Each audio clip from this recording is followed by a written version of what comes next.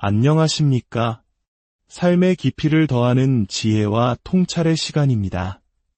오늘 우리는 인류가 존재한 이래로 수많은 철학자와 신학자, 그리고 평범한 우리 모두를 고뇌하게 만든 아주 근본적인 질문 하나를 마주하려 합니다. 바로 악에 대한 질문입니다.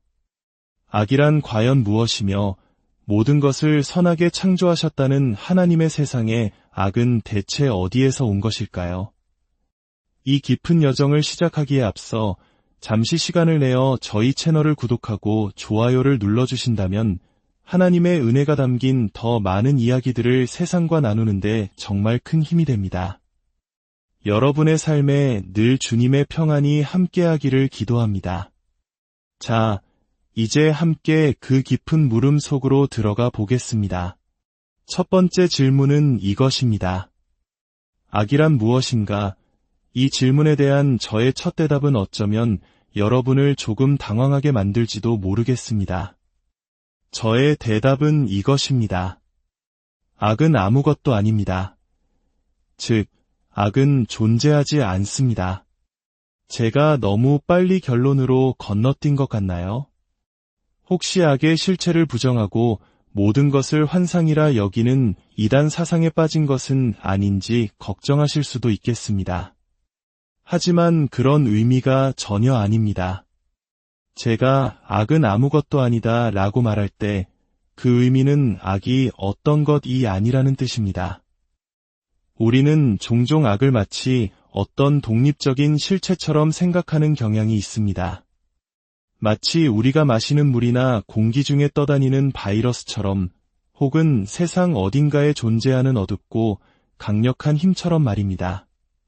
하지만 성경적, 신학적 관점에서 악은 그런 독립적인 존재가 아닙니다.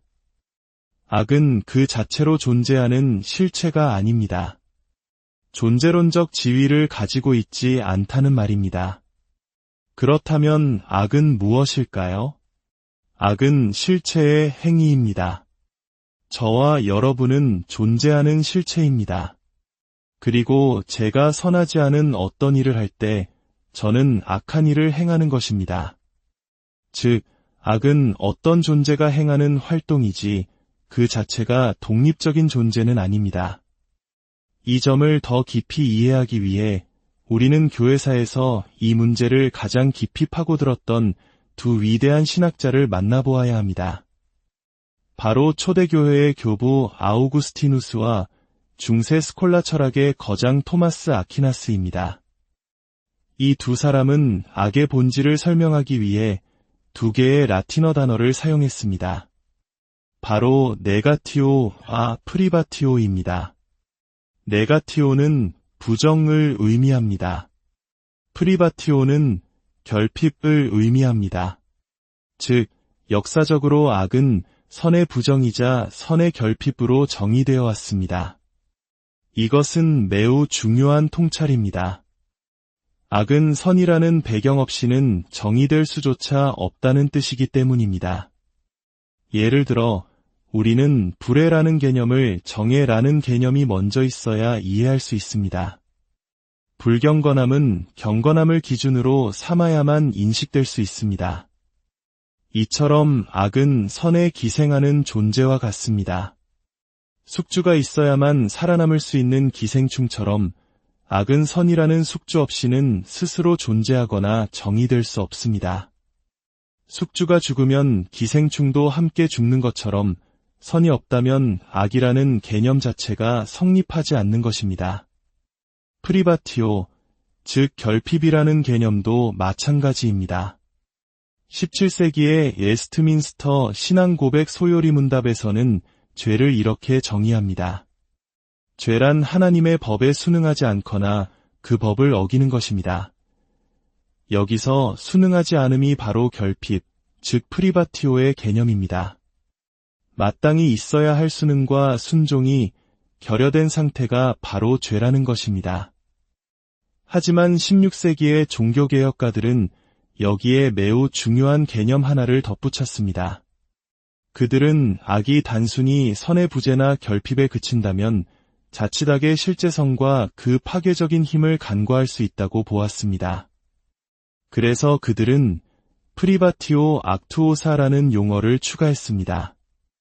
이는 활동적인 결핍이라는 뜻입니다. 즉, 악은 비록 독립적인 실체는 아니지만 매우 현실적이고 활동적이며 끔찍하고 파괴적인 영향을 미친다는 것입니다.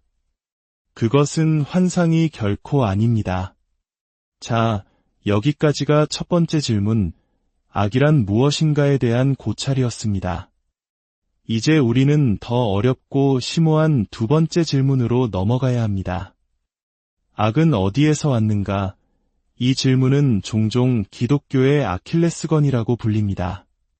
고대 그리스 신화에서 영웅 아킬레스는 발뒤꿈치 외에는 상처를 입지 않는 무적의 존재였지만 결국 유일한 약점인 발뒤꿈치에 화살을 맞아 쓰러졌습니다. 이처럼 악의 기원 문제는 기독교 신앙의 가장 취약한 지점으로 공격받곤 합니다. 철학자 존 스튜어트 밀은 이 문제를 이렇게 제기했습니다. 기독교는 하나님이 전능하시다고 말합니다. 동시에 하나님은 지극히 선하시고 사랑이 많으시다고 말합니다. 그런데 이 세상에는 끔찍한 고통과 악이 가득합니다. 만약 하나님이 모든 것을 할 수 있는 전능한 분이라면 왜 이 악을 없애지 않으시는가? 만약 악을 없앨 능력이 있는데도 가만히 두신다면 그분은 선하다고 할 수 없다. 반대로 하나님이 선하셔서 악을 없애고 싶어 하시지만 그렇게 하지 못하신다면 그분은 전능하다고 할 수 없다. 논리적으로 하나님의 전능하심과 선하심은 세상에 존재하는 악과 양립할 수 없다는 주장입니다. 이것은 정말로 무겁고 어려운 질문입니다.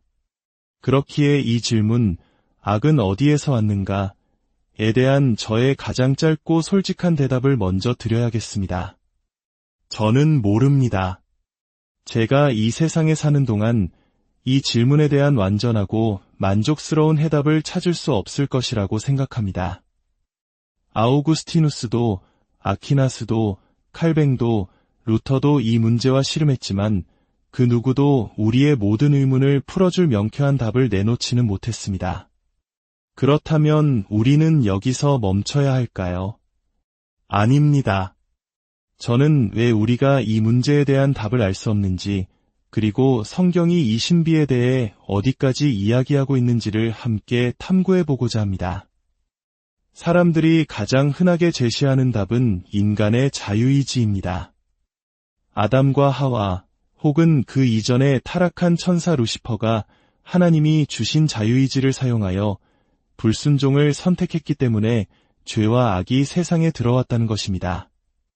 물론 그들이 악한 선택을 했다는 것은 사실입니다. 하지만 이것은 문제의 근원을 해결해주지 못합니다.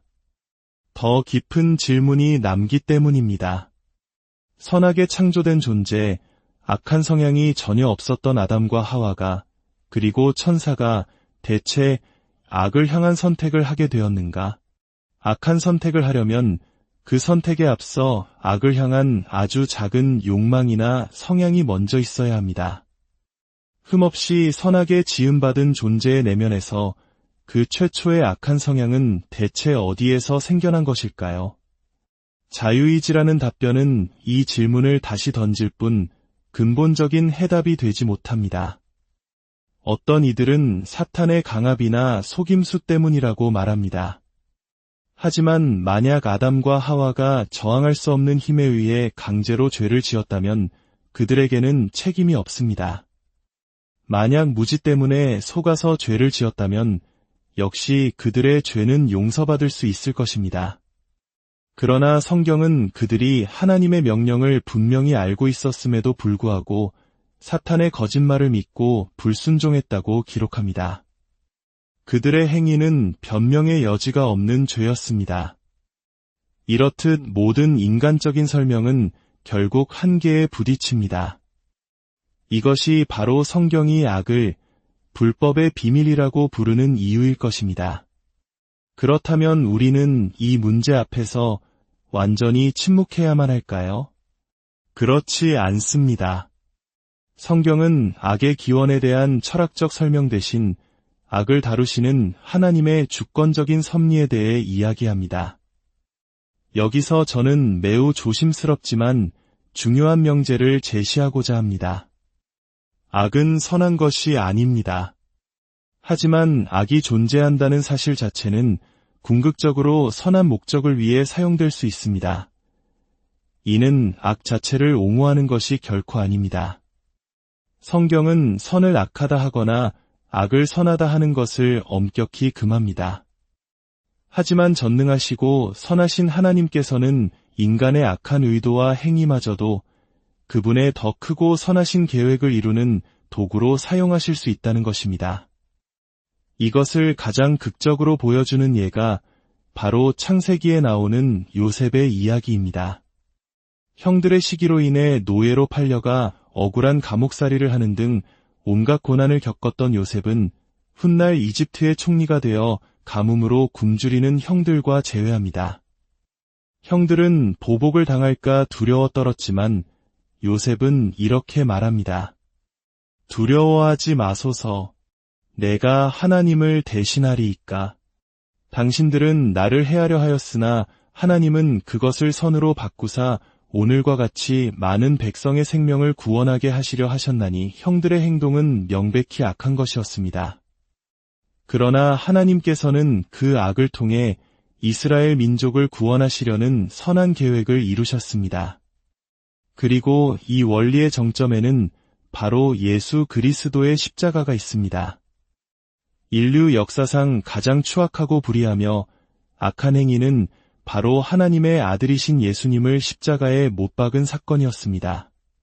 가룟 유다의 배신, 종교 지도자들의 시기, 빌라도의 비겁함, 군중의 무지함이 모두 합쳐져 만들어낸 최악의 비극이었습니다. 하지만 우리는 그날을 성금요일, 즉 좋은 금요일이라고 부릅니다. 왜냐하면 하나님께서는 인간의 그 모든 악을 통해 인류를 죄에서 구원하시는 가장 위대하고 선한 일을 성취하셨기 때문입니다.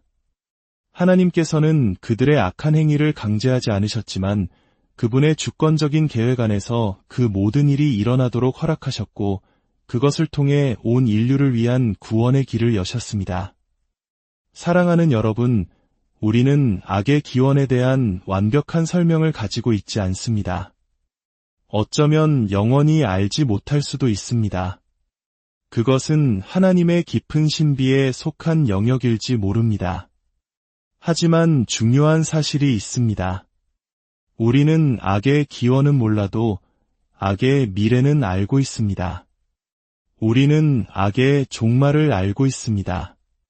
하나님께서는 그분의 때에 이 세상의 모든 악과 고통, 슬픔을 완전히 제거하실 것입니다. 요한계시록은 그날에 대해 이렇게 약속합니다. 모든 눈물을 그 눈에서 닦아주시니 다시는 사망이 없고 애통하는 것이나 곡하는 것이나 아픈 것이 다시 있지 아니하리니 처음 것들이 다 지나갔음이러라. 악이 어떻게 시작되었는지에 대한 의문으로 고통받기보다 우리는 모든 악을 이기시고 최종적인 승리를 이루실 우리 주님을 신뢰해야 합니다. 십자가에서 이미 승리하신 그분께서 이 세상의 모든 악을 심판하시고 눈물도 죽음도 없는 새 하늘과 새 땅을 우리에게 주실 그날을 소망하며 살아가야 합니다. 결국 세상에 존재하는 악은 역설적으로 선의 존재를 증명합니다. 절대적인 선의 기준이신 하나님이 계시기에 우리는 비로소 무엇이 악한 것인지를 알 수 있습니다. 그러므로 악의 존재는 하나님이 없다는 증거가 아니라 오히려 우리가 의지하고 돌아가야 할 절대적인 선이 존재한다는 사실을 가리키는 이정표가 됩니다. 비록 우리는 여전히 악의 신비 속에서 살아가지만 그 신비를 뛰어넘는 하나님의 사랑과 은혜, 그리고 최종적인 승리에 대한 약속을 굳게 붙드시길 바랍니다. 그 소망 안에서 오늘 하루도 믿음으로 승리하는 저와 여러분이 되기를 주님의